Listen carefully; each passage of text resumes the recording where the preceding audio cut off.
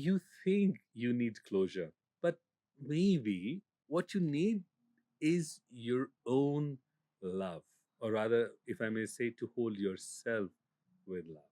I also remember a time when I thought closure was the only thing that would set me free from whatever was happening inside me. A relationship ended suddenly, and I kept waiting for that final conversation, imagining if they had just explained why I could finally move on. But the truth hit me one night. The pain wasn't really from their silence, it was from the silence I had created with myself, or rather, the distance I had created with myself. I stopped loving me while waiting for them to explain. I had probably even forgotten I was worthy of love. And that's when I realized closure was never theirs to give.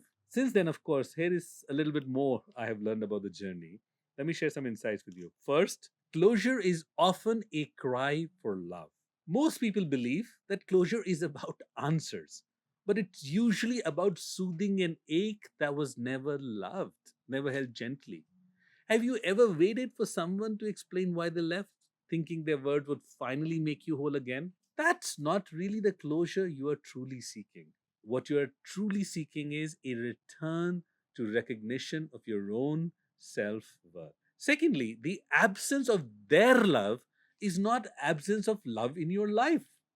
When someone walks away, it does not mean you're unlovable. It just means they weren't your source to be nurtured. The wound only opens when we forget that we can be our own safe sanctuary. The real pain isn't from their leaving, it's from how quickly we stop loving ourselves in their absence. Please remember that. And thirdly, self love is the only true closure. Real closure is not a conversation, it's a quiet, sacred moment when you say to yourself, I still matter, even without the ending I saw I wanted. You write your own goodbye the way you want. You forgive yourself and them for staying too long. You promise never to abandon yourself again. And that's how the wound begins to heal from the inside out. So let's bring it all home. You don't need their apology. You don't need that one more text. You don't need their explanation. What you truly need is your own gentle arms around your heart. Because real closure is the moment you return to yourself in self love. Take a moment, take a breath, whisper to that part of you who's still waiting. You are safe now. You will not leave yourself again. And let that self love be your closure. Let that be your new beginning. Because the truth is simple. You don't need closure, you just need your own boundless, unconditional love. You think one more conversation will bring peace? But what you're really longing for is to stop abandoning yourself.